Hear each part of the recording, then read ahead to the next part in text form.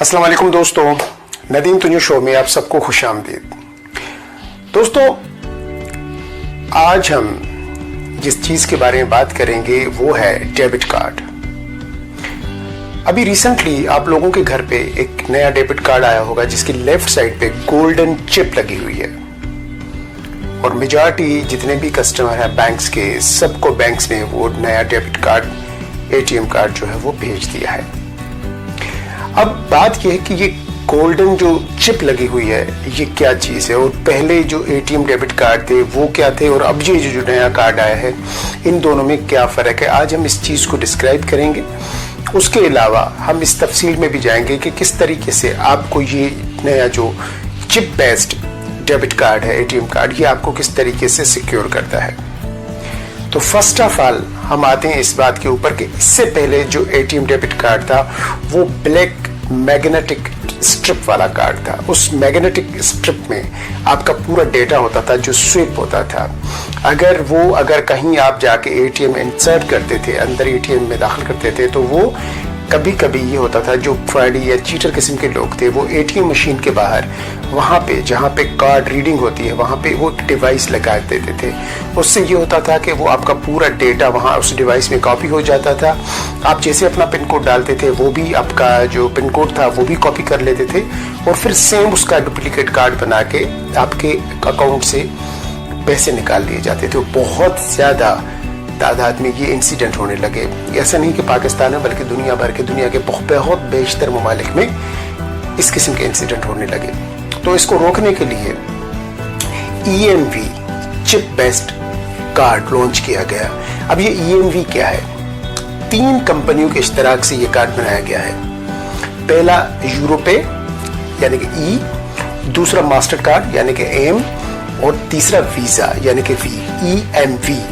Europay master card और visa के मुश्तरका इश्तराक से ये कार्ड बनाया गया है, इसको लॉन्च कर दिया गया है कि ताकि आपके उनके जो कस्टमर हैं वो सिक्योर रहें। अब हम इस बात पे आते हैं कि जो पहले जो डेबिट कार्ड या एटीएम कार्ड होते थे उसमें जो सिक्योरिटी फीचर्स हुआ करते थे वो बहुत ना होने के बराबर थे, बहुत कम होते थे। लेकिन जो अभी नया जो कार्ड आपके पास आया है जो बैंक्स की तरफ से चिप बेस्ड कार्ड, इसमें सिक्योरिटी बहुत ज़बरदस्त किस्म की डाली गई है। बहुत ज़बरदस्त तरीके से अपने कस्टमर को प्रोटेक्ट किया गया है, उसकी डेटा को प्रोटेक्ट किया गया है।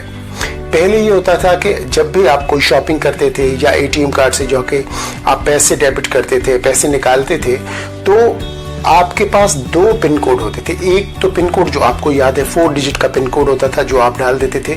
दूसरा एक ट्रांजैक्शनल कोड होता था जो कि उस मैग्नेटिक जो स्ट्रिप लगी होती थी कार्ड के बिल्कुल बैक साइड पे, ये देख रहे हैं जो यही ब्लैक मैग्नेटिक स्ट्रिप है, इसमें आपका डेटा होता था, इसमें आपका ट्रांजैक्शनल कोड होता था। तो वो जो ट्रांजैक्शनल कोड था वो कॉपी हो जाता था, आपका डेटा कॉपी हो जाता था और फिर वो जो फ्रॉडी लोग थे वो अपना एक डुप्लीकेट कार्ड बना के उसको यूटिलाइज कर लेते थे। लेकिन अब क्योंकि ये जो चिप बेस्ड कार्ड है इसमें ये होता है कि जब आप ट्रांजैक्शन करते हैं तो जो ट्रांजैक्शनल कोड है अगली ट्रांजैक्शन के लिए फिर वो चेंज हो जाता है। हर ट्रांजैक्शन के साथ एक नया कोड जनरेट हो जाता है, यानी कि जब आप ट्रांजैक्शन करेंगे इसका कोड चेंज होगा। वो वाला कोड नहीं जो आपके पास है, जो आपका 4 डिजिट कोड है वो पिन कोड वो वही रहेगा, लेकिन ये ट्रांजैक्शनल कोड जो है ये चेंज होता है।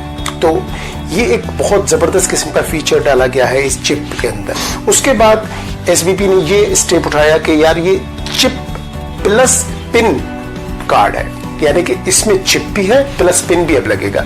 अब इससे पहले ये होता था कि जब भी आप कहीं स्टोर पे या कहीं से शॉपिंग करते थे तो आपसे कार्ड लेके स्विप किया जाता था। स्विप करने के बाद एक रिसिप्ट निकलती थी जिस पे आपसे साइन लेके आपको कहा जाता ठीक है सर आप जा सकते हैं। तो आपकी फैमिली में से कोई भी बंदा उस कार्ड को लेके जाता था, उसमें से जाके शॉपिंग करता था। लेकिन अब ऐसा नहीं होगा।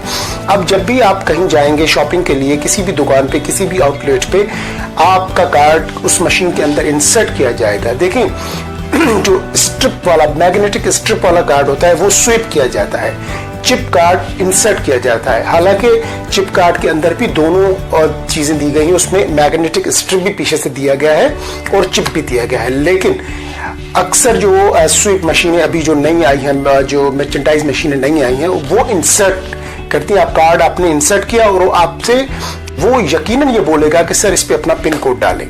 अब पिन कोड के बगैर आप ट्रांजैक्शन नहीं कर सकते, तो यहां से भी सेफ्टी सिक्योरिटी हो गई। वरना ये होता था कि कहीं आपका डेबिट कार्ड गुम हो गया, किसी को हाथ आ गया, किसी ने आपका पर्स चुरा लिया, वॉलेट चुरा लिया, तो उसने जाके आपके डेबिट कार्ड से कहीं से भी शॉपिंग कर ली। तो शॉपिंग करते वक्त उसको पिन कोड की जरूरत नहीं पड़ती थी, लेकिन अब शॉपिंग करते हुए भी आपको पिन कोड की जरूरत पड़ेगी। यहां तक तो सारी चीजें ठीक है, यहां तक तो आपका बैंक आपको सिक्योर कर रहा है।